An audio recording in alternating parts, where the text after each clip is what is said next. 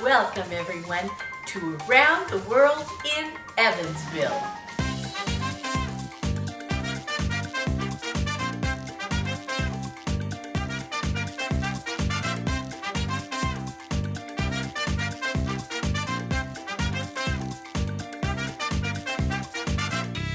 Today, it's the Festival of Nations that's taking us around the world in Evansville.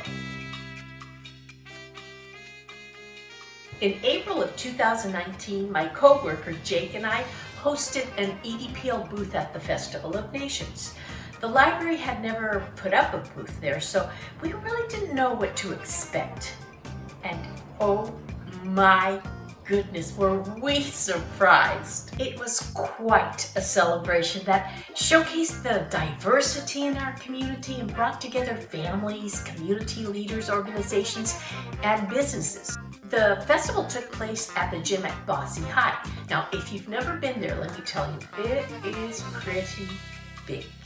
Despite that very rainy afternoon, the place was packed and bubbling with enthusiasm and energy that was very contagious.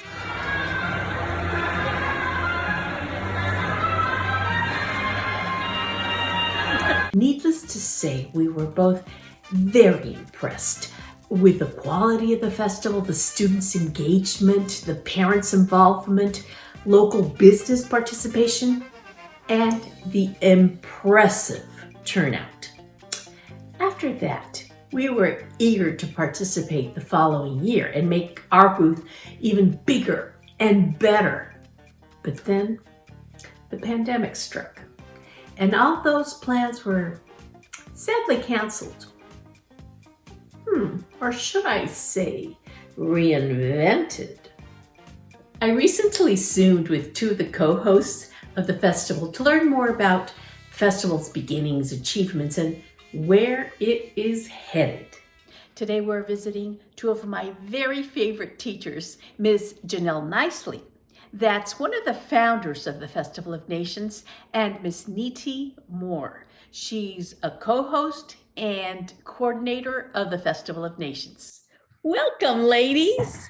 Thank you for having us. I wonder if you could explain to us what exactly the Festival of Nations is, because I know there are many people out there that haven't gone. Well, it started about 7 years ago, and I was talking with one of my colleagues at the time saying, how can we get this amazingness that we see in our classroom every day out to the community? Yeah. And that's how the idea was birthed. We just wanted to give a platform to our students to talk about their families, to talk about their culture, to taste their delicious food, and to feel like they are contributing and bringing something powerful to the community. It started on a shoestring in Bosse's cafeteria. It was just really small, and that wasn't a problem for us. But I think what surprised me is that people were so interested, especially with the help of Neeti and doing it so that it wasn't just an ESL program thing, it was also now a world language piece. And suddenly you had a lot more teeth to make something move forward.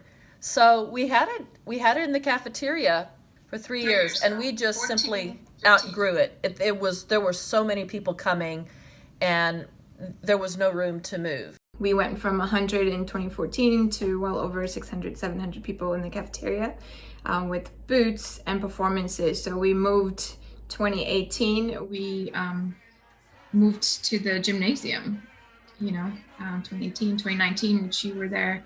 We were over 1,000 people that attended the event, not including the people that were there, but well over 1,000 people that attended. It tantalizes all of your senses, from sound, smell, taste, to your visual senses with all the different ethnic costumes with the performers. Yeah.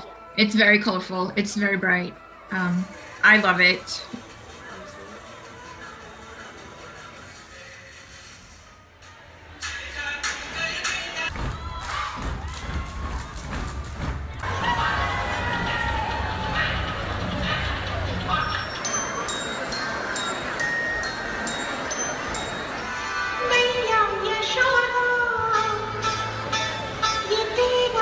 how do we pull it off? It's with a lot of great perseverance, with a lot of patience, but it ends up boiling down to the relationships we've developed with our community members, with our students and their families. And it's just exciting for everyone because, like Janelle mentioned earlier, it gives them a platform to share their story, to share their culture with everyone in Evansville. Ladies, the festival has changed, and you started mentioning about where it was at the beginning at the cafeteria. You mentioned Meaty and then went to Bossy, and I know that you were planning something really awesome for 2020. Can you tell us a little bit about that? Well, our dream really was to go to the old National Events Plaza, and it seemed like this far away impossibility. But as we began to look at it and investigate and plan, we knew that we had to do something different. Everybody who was there at the last event said it was too crowded. You've got to go somewhere bigger. And so Tenacious Neethi took it up to see what she could do. And we actually worked it through, and we had planned it. We're moving toward it.